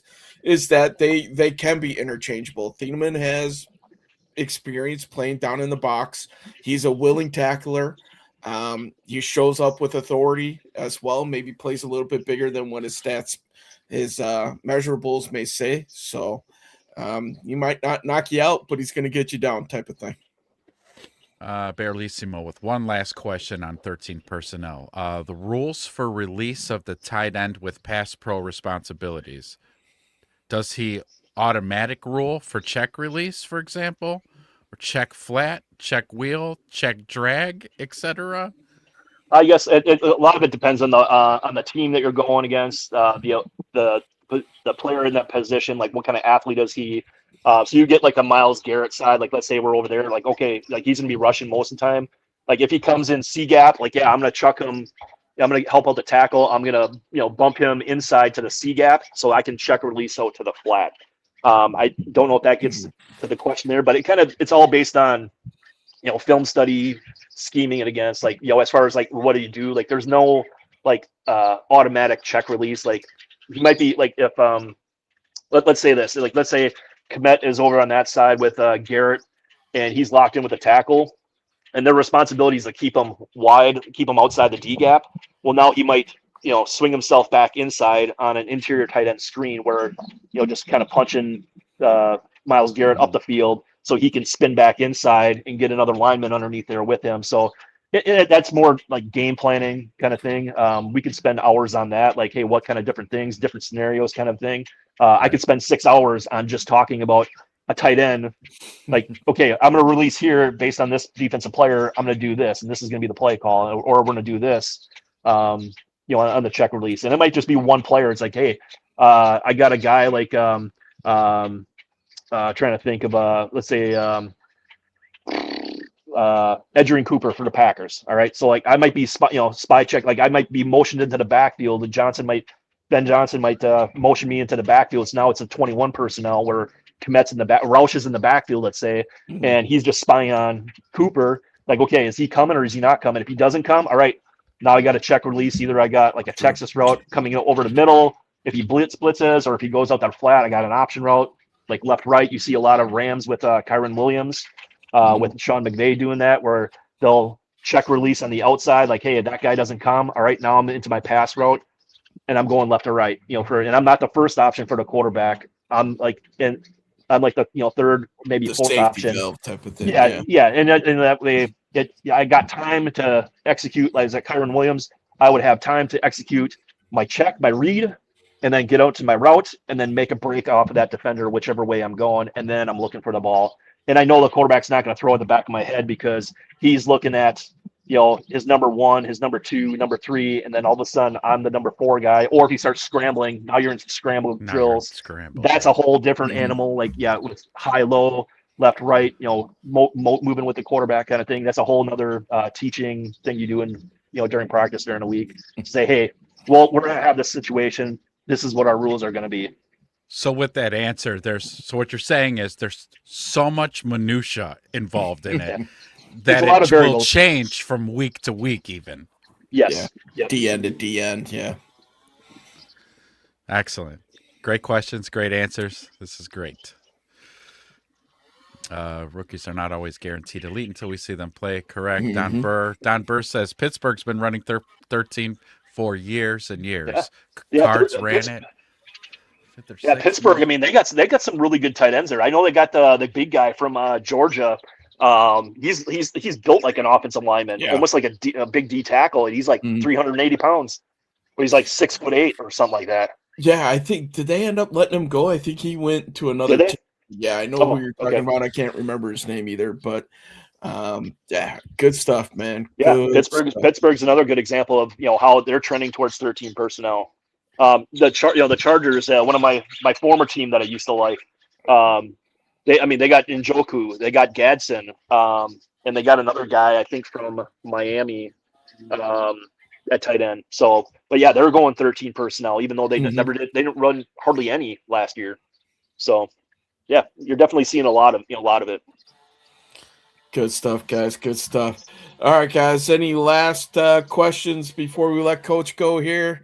He's been awesome today, so thank you very much, Chad, for coming on, breaking down the 13 for us. So awesome. Yeah, for sure, man. So we'll let you get back to your Sunday, sir. Thank you very much. Thank you for the time. Thank you for having me. Yeah, so love it. Love the breakdown. So can't wait to head the next time we have you on.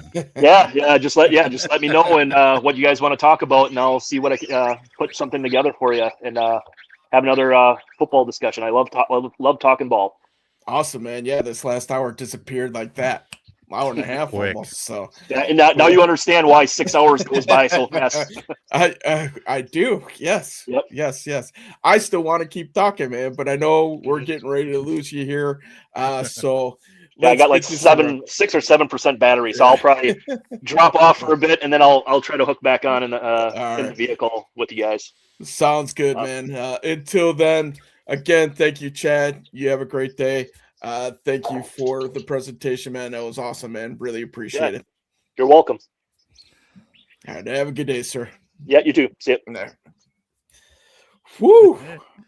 Wow, that was awesome. Wow. That was great. Try to catch up. Well, I'm not going to catch up to those old chats, but we'll start Yeah. from anew. Don Burr, like Dan Campbell said, we're not hyping up no player in May for the pajama party. In OTAs. Look, Dan Campbell's got a lot on his plate right now. Mm-hmm. Okay, he's got to get his Lions back on track, and so he means business. He don't want to hear nothing about no OTA shit, which, yeah, that's fair. I think, no coach should put too much emphasis on a pajama party for sure. Big Mike, yep, love it when Chad comes on. That was great. What a great segment. I'm going to see if I can, clip that up and stuff. Mm-hmm. Let's see. Matt, welcome. Great video. The Kyler Gordon video on the jugs was the cringiest video I've seen on a Bears social media. I know, a little bit of hey, dude, stay healthy before you start, doing your social media thing. But maybe his soft tissue thing wasn't anything major. I don't know. We'll see. Let's see. Jay Grizz says, after the Bears sweep the Packers again, we can have Coach on to break it all down on tape. Absolutely. I'm sure he would come on. So, what a breakdown of the 13 personnel, man. Some of the things that you just don't think about, but when you kind of see how a coach is looking at the field, now when we're starting to watch it throughout the year, you could say, oh, hey, I know about the 5 passing tubes. Which one is open? Yeah. And with the athletes that these teams have these days, you can attack anywhere on the field. So like he was talking about high school and, youth football where it's harder to attack these certain zones. Well, this is the NFL, baby. So that thing's wide open. And now you're trying to figure out how to take care or manipulate those zones that are open. And we've seen it last year in the run game with the extra gaps and the integrity and stuff like that, and that stuff breaking down and the Bears taking advantage. Yeah, I love seeing that, actually. That was probably my favorite part of the presentation, to find out when we're lined up at 13 personnel, there's 9 running lanes. Yes. So you'll start looking at it a little bit different, right? Yeah. Okay, I know they can attack these areas. Here's your one-on-one matchups. Now, instead of watching the quarterback, I'm watching the free safety. Is he coming down on a run action? If so, Luther Burden or Rome, one-on-one, one on fun, as coach said. One on fun. Let's see. And that's how you hunt those explosive plays, right? You look for the one-on-one matchups and away you go. So. Vinny says, I think anything is possible in the NFC North this season. I believe any team can potentially take the division. Yeah, it's kind of shaping up that way. It really is. It's going to be a fist fight, man. Yeah. A freaking fist fight. But I don't want to run out of time too much. What about this, boys? Yeah. What do we say about this? I'm glad we covered this on our show a month ago. Mm-hmm. First of all, that cover is fire. I will say that. Yes, so I don't even have my PS5 is it's totally digital. It has takes no disc. I'm gonna buy one anyways, just so I can have this in physical copy. That's right. And then I'm gonna buy it to download on my damn on my PS5. I haven't played Madden in a long time, because it sucks, and I'm not expecting this version of Madden's going to be any better. But because our boy is on the curse breaker, Caleb the curse breaker. That's right. He's breaking all the curses. Bears curses, Madden curses. He's breaking them all. We finally got a bear, guys, on a cover. I know. What? Like an official Madden cover. So I was doing the research and stuff for the show, for the Madden release in the Spanish version, it actually had Roberto Garza on there for the PS3. Yeah. I mean, if you're really digging, so it wasn't the full release version. That's right. Yes. Like this is everybody. Can you imagine? I can't wait when Packers fans who play Madden have to watch the loading screen over and over and over. Just relive that nightmare over and over again. I forgot what Madden it was. I think it was the one that had Tom Brady and Patrick Mahomes on the cover, where it had Khalil Mack sacking Aaron Rodgers in like the opening loading screen. And yeah, I absolutely loved it. We had it running in the store just on repeat so we can watch that over and over and over. Don Burr, come on. He says, they actually put you in a casket like that. No, in ancient Egypt. So he's a pharaoh. That's how they Yes. buried the pharaohs. Yes. So Don Burr is telling us he's anointing Caleb as the king of the NFL. That's nice of you, Yes. Don. Pharaoh of the NFL. Yes. Caleb Williams. Fairly Simo, anything is possible in NFC North this season. Any of the Lions, Packers, or Vikes could be in second, third, or fourth. Yeah, it's a toss up of who's going to come in second, third, and fourth. Because I like it, winning this Barely. bitch. I like it, Barely Simo. That was good. Oh, Big Mike's like, well, probably. Is it on PS2? Maybe. Slow motion montage of Jordan Love throwing his Hail Mary 7 yards short of the end zone. That Kyler Gordon dropped, that one. Yeah. Don Burr, thank you for blessing us with your presence. I'll follow behind you with the pooper scooper. Yeah. Vinny's like, I don't play Madden. You definitely ain't playing Madden this year. Mm-hmm. But good for you if you're not playing Madden. I've boycotted Madden because they don't care about the game anymore. Let's see. Now pull up the 2027 Madden cover with Jahmyr Gibbs on it. Jahmyr Gibbs could be deserving of that. Yeah, unfortunately, I don't think he's the biggest personality on that team. That would be Amon-Ra St. Brown, I think. I might put St. Brown over Jahmyr Gibbs. So I would. But yeah, man. So, hey, I guess we spoke it into existence, man. It's just one of those things that, we've got a crystal ball. We've got a crystal ball here on the show somehow. Because, And we did, I think we made a case for both sides of it. If you're new to the channel, like, subscribe, do all that good stuff. All our socials links down below. Follow us on whatever social media platform you're on. We're actually really trying to get our Facebook page up. We need to get past 100 apparently to live stream on it. So I don't know if you guys are on Facebook, the link's down there after the show. Go over there. Please give us a follow so we can start streaming on Facebook. But we made a case because the curse was bad for a hot minute there. Yeah. But it kind of really wasn't that bad.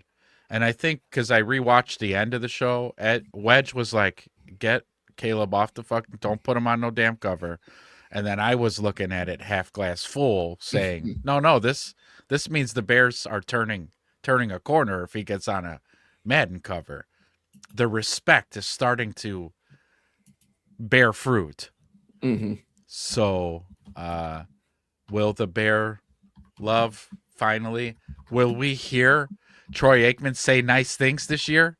No, come on. No, okay, I'm pushing it. I know I'm pushing it, but let's see. So Roshan Johnson is still on the team. That's a debate, and we will have this debate with our next guest. We'll have in probably a couple weeks' time. I do want to talk to him about this because our next guest, he feels he will be making the 53. And I'm saying there's no shot in hell he's making this 53. It's going to be tough. So I just pulled up some quick stats about quarterbacks who have appeared on the cover recently. So Lamar Jackson on Madden 21 after an MVP campaign, his touchdown passes dropped from 36 to 26, and he threw for 370 fewer yards the following season. Mm-hmm. To me, the touchdown thing might coincide maybe with a better rushing attack. We don't know. We'd have to dig into that. Josh Allen on Madden 24, while avoiding major injury, threw a career-high 18 picks. Michael Vick in 04. That's Josh Allen's game. Come on. Yeah, it really is, right? The old gunslinger. Yeah. Michael Vick, 04. The curse manifested directly with an injury when he fractured his right fibula. We talked about that. And then Tom Brady and Patrick Mahomes, both veteran quarterbacks, shared the cover, avoided major injuries, but both failed to return to their respective teams to the Super Bowl. So, but wasn't that the 1 year in like a 5-year stretch where the Chiefs went 4 times? Yeah. Okay, so Yeah. So it's a numbers game at that point. I mean, honestly, it really is. I'm waiting for, it sucks because we're going to have a new segment. I know all you guys, thank you, Create. Thank you. I know all you guys were around to watch the big, we set up an octagon for Learn and Chris to go at it. And neither of them are here right now because I want to show them the segment that we're going to be unveiling. And we're going to tease it? Yeah. I'd like to tease it. There's 50 of you in the chat watching right now. I think that's enough to tease it, but it was important that they were here because they're the first contestants. Yeah. I mean, they can always go back and watch the show. So Madden covers, new home in Indiana. This ain't the same old Bears, I'm telling you. Mm-hmm. Something's happening. Ben Johnson 0-2 versus the Lions. Great times. Yeah. Don Burr, I'd love to have Don Burr on the show as a guest because we're having a game show, okay? Because we got 2 guys in our chat that are constantly going at it. Learn and Chris. Mm-hmm. Learn calls Chris Burr. That's how bad Chris tries to troll our chats. He's given Don's surname to him. I digress. They're going back and forth. So me and Wedge were like, you know what? We're going to set something up where you two could just duke it out, get it over with. You two need to get it out of your system. Right. So we had thought of like a game show. How well do you know NFL football? And it'll be a trivia show. And it's you pinned up against your opponent. And you're going to get these questions. And, whoever gets the most answers obviously wins, has bragging rights. And there's going to be a trophy and a whole damn thing because we want to do a bracket system.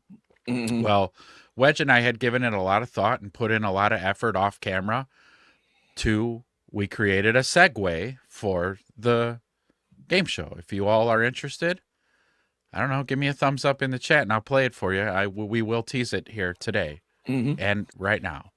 As we're, waiting for you guys to respond here, are there any guys out there who want to get in on this trivia challenge? So yeah, that too.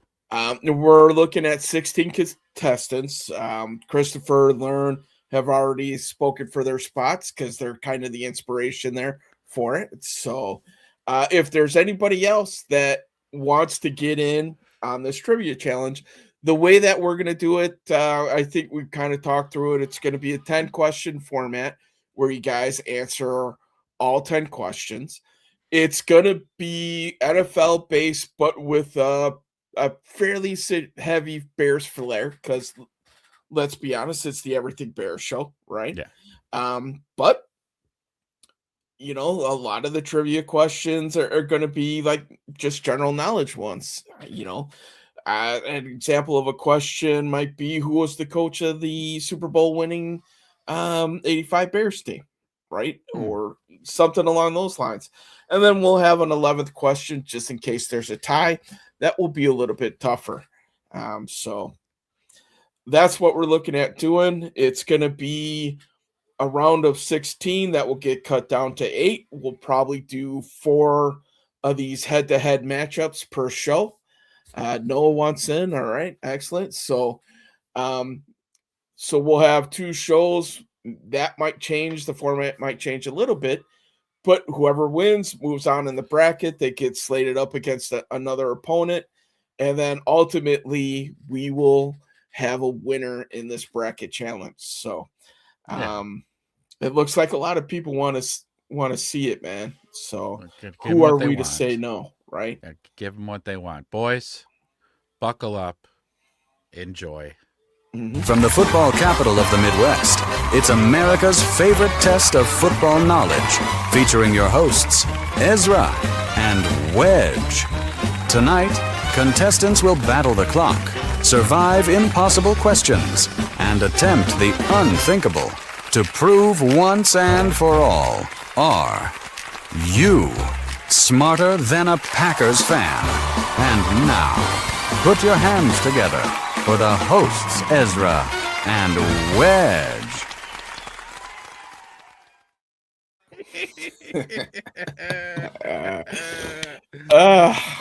So that's our segue into the show, and we decided to name it "Are You Smarter Than a Packers Fan?" Yes.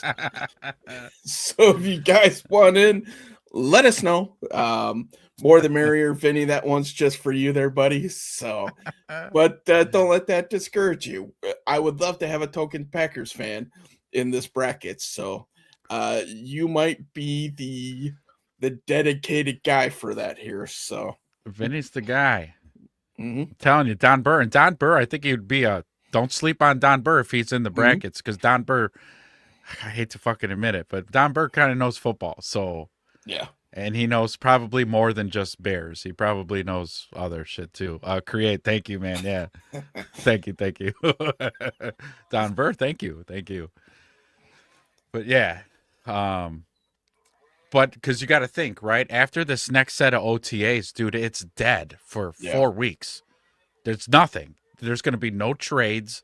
There's no rumors. Nothing's going on. I don't even think the players are allowed at their facilities during that 4 weeks. So there's going to be zero news. We need to fill the space. Why not have some fun and have NFL trivia, bragging rights, trolling, the whole thing goes on. And as we mentioned, a trophy at the end of the tournament.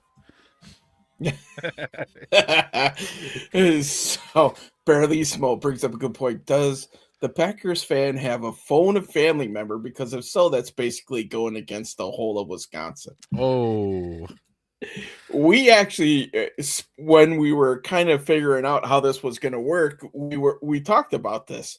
Like, instead of phone a friend, it's ask a chat member or ask the audience or poll the audience. So yeah.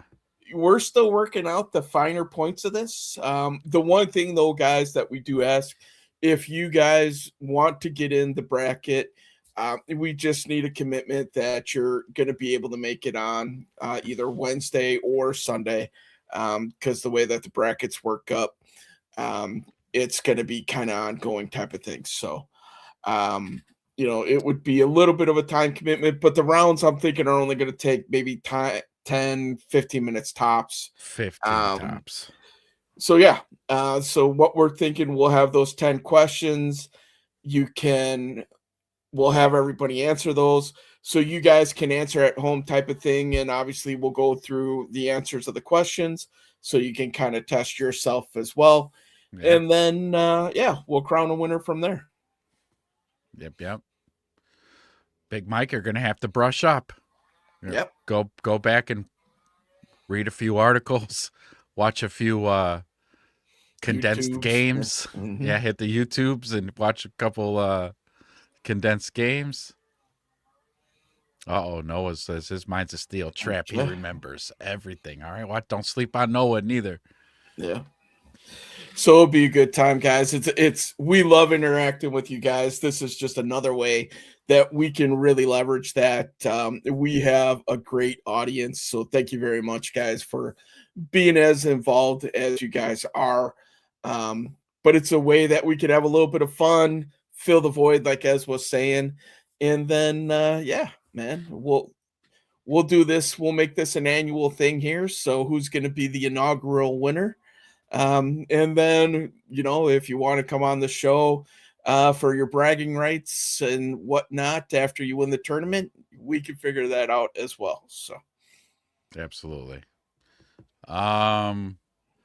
We got about 10 minutes left, and we've got just one last topic to go over, and it's, of course, always a pain in our ass to do it, but we cover everything Bears. So, yes. Wedge, what's the latest on this stadium shenanigans? Right. So, as you guys might have heard, the 31st is the unofficial deadline for the stadium business, right?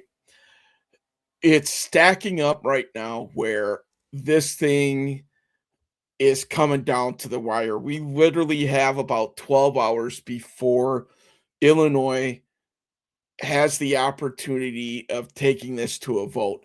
And the significance of this, if they don't take it to a vote right now, they have to call a special session and get a supermajority approval, which will be nearly impossible. So if this thing does not get voted on today by midnight, and this answer might not come until 11:59 p.m., we pretty much can pencil in Hammond, Indiana as the new home of the Chicago Bears. So as it stands right now, the mega projects bill, they're scrambling to draft a new alternative bill that would keep the Bears in Illinois. Now the mayor's trying to throw in Chicago, which is basically causing extra noise. But the Senate caucus refused to support the original property tax incentive package. So that is still a major thing going on right now. So it's still leaning towards Illinois. Like a lot of people still think it's going to get done in the 0 hour, but man, I If don't it don't, Illinois politics. yeah. I'm that guy too. I'm like, it's got to be Arlington Heights. It has to be. But if they don't get this done, that could be it. This falls into Kevin Warren's timeline of late spring, them having made a final decision. So Big Mike says, boys, I'm headed to Calumet Avenue to celebrate. Sorry. Ooh-wee. Yeah, it'll get done some way, somehow. I mean, it's going to be in that final hour. Yeah. I'm going to be up all night on Twitter, past midnight, waiting to hear yay or nay. Yeah, and that's what it's going to come down to, man. It's what's going to end up happening if it ends up happening is there's going to be so much fluff in this bill and then just concessions that it's going to get ridiculous. Yeah. And it's a shame, man. It's I don't know. I don't know. It needs to happen for Arlington Heights for everybody's sake. I know Indiana's got a thing going where if the Bears, they're using a lot of public money for this, and it would give the Bears an option to buy out the lease after a certain amount of time, after all the funding's paid through for taxes for like $1, so Right. that it would then become fully, truly 100% the Bears until all those bonds and everything else are paid off. It would still stay in the control of Indiana, but that's also attractive. And the big difference is right now the Indiana bill, as we all know, that is passed right now. So It's ready to go. yep, they're just waiting for the Bears to sign on the bottom line. And if this date comes and goes, you know, everybody's saying the Bears lost all their leverage. Like there's zero. You don't have an option at that point. You pretty much have to go to Indiana because Illinois will just keep stringing this along. Yeah. And to Jay Grizz's point right here, he says it never fails. Every time we heard the Bears were moving out to Indiana or some other state, they still haven't. They spent like $220 million on 300 acres in Arlington Heights. That's why all the Indiana talk has kind of just been, what would you call it? Subterfuge? Mhm. just to get Illinois to act, and they won't do it. And the McCaskies, I mean, again, that's a huge investment. I mean, I know they're worth $9 billion, but still $222 million on 300 acres in Arlington Heights.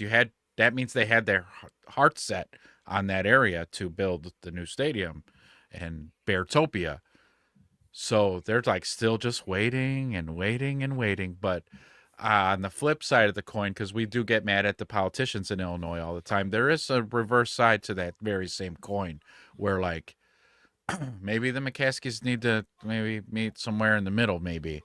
So you want this stadium done and you want to build on that plot of land out there, then maybe you got to do your part too.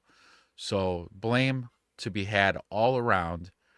I hope when Kevin Warren gets the deal done, they just pack him up and he can get the hell right out of town. Yeah, Save. it's. Yeah. I don't know, man. Like you were saying before, the benefit of the Bears building in Arlington Heights is that they would have more land to be able to develop compared to in Hammond. So obviously that's what the Bears want to do because, like you said, they could build the Beartopia.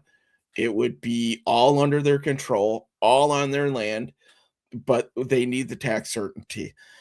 I know at one point we were talking 9 to 10 million. Without it, the Bears would have to pay in excess of $40 million a year. And that would be a sliding scale. So in 10 years, it could be 100 million. Yeah. Right. So Right.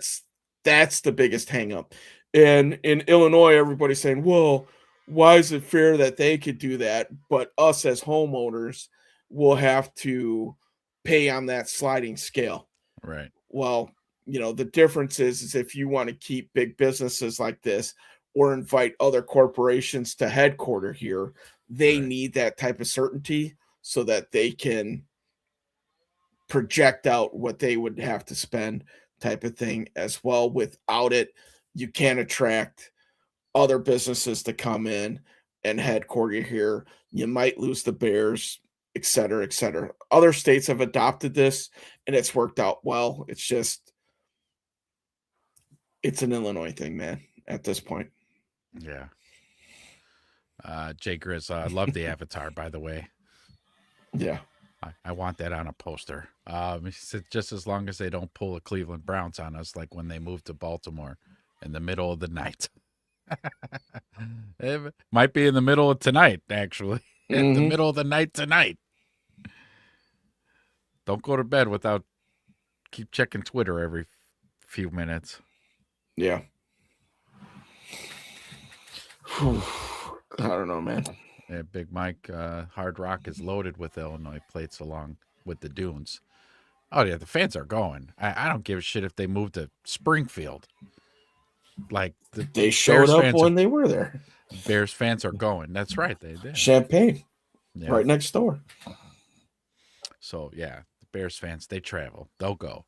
So that little, and Hammond right there, it's right there. It's really just a hop and a skip. Not even the jump. Just a hop and a skip. You're there. So, but they really got to have it in Arlington Heights for crying out loud. Don't stop being stupid. Yeah. They got to figure it out. But once you get too many politicians involved, that's it. It's done. So, yeah, like you said, a lot of fluff in there. It's a lot of sausage in the bill they're going to pass. yeah. Let's see. Benefits of Arlington Heights being a derelict site, 0. Benefits of having an NFL team, hotels, casinos, businesses, shopping, tourism. Oh, I don't know. We need to pre-emotively tax it. That's American politics for you. I don't know how it is across the pond, but any chance they could tax air, they will. If none of that money's going into their district, area, whatever, they're not for it. Or their pocket. Yeah. Right. So that's a lot of pockets to fill and a lot of wheels to grease, as they say. It is. Well, like I said, they don't have the deal done yet because they didn't pull up with a couple of Brinks trucks. Yeah. It's interesting because Pritzker's losing a lot of support on his side of the aisle for this too. He understands the gravity of what it could mean to the state to lose the Bears. But other politicians, they see a chance to get their cut of the pie, and they're not going to budge on it. I thought he would have done a much better job getting the deal done because if he's got presidential aspirations, Yeah. you don't want to go into the primaries being the fucking guy who lost the Chicago Bears. Well, it kind of shows you if you can't get your own house in order, how the hell are you going to get the whole country? Correct. You know, shit. Which to me, I don't want the Bears to be the reason why he's not making that run, but I mean, let something else derail those aspirations. Don't let it be the Bears. Right. My God. Face the facts. Illinois is a terrible place to do business. Indiana has vision. As of right now, you can't debate that. No. What about EPA standards? I'm worried about that. They I got, don't want Bears fans getting fucking sick every time they go to a Bears game. I think that's been blown a little bit out of proportion, but yeah. I know. That's Ezra for you. I'm that hyperbolic guy. That's me. Yes, Yeah. the slag mound. The slag mound. The radioactive heap that they want to build the stadium on. The slag. Isn't that like treated waste, basically? Yeah. Yeah. So it's EPA friendly, obviously, or else they wouldn't have been able to put it there. I'd be more concerned about, the smokestacks and everything coming from across the way. So yeah. I don't know. We'll be hopeful for tonight and see what happens. He says slag comes off the metal when you're welding waste. Boy. Yeah, if the water tests are good, you're good to go. Yeah. I mean, you're not going to be drinking tap water when you're in the stadium anyway. Nah. It's going to cost you $12 for a bottle. Oh, man. Well, that about does it for today, boys. Thank you so much. You guys showed out. It was great. Same old thing. If you guys are new, hit subscribe. Hit like on your way out before you guys leave. Hit the like. Don't forget, if any of you guys do Facebook, go over there. Our link's down there. Hyperlinks in the description below. Go over there. Give us a follow on Facebook so we can get past 100 so we can start live streaming there as well. But yeah, good to see all your faces this morning. Thank you so much to Chad again, who came out and gave us a great breakdown on 13 personnel. I will see y'all Wednesday. Wedge, you got any salutations? Yeah, let's hope for good things, man. Go to bed thinking positive thoughts. Hopefully we can wake up in the morning saying that they're going to be in Illinois for sure. But we'll see. Until then, though, I'm sure we'll recap a bunch of the stuff from OTAs. A lot of good stuff coming out. So a lot of good clips. But you don't win championships in May, that's for sure. No, sir. No. But thank you guys so much again. You guys asked for an outro song. You got an outro song. So let this song take us out of here. Until then, boys, bear down. All week long we wait for this Sunday time. Hear that crowd start rolling. Feel that blue and orange pride. From the first whistle blowing, we come alive.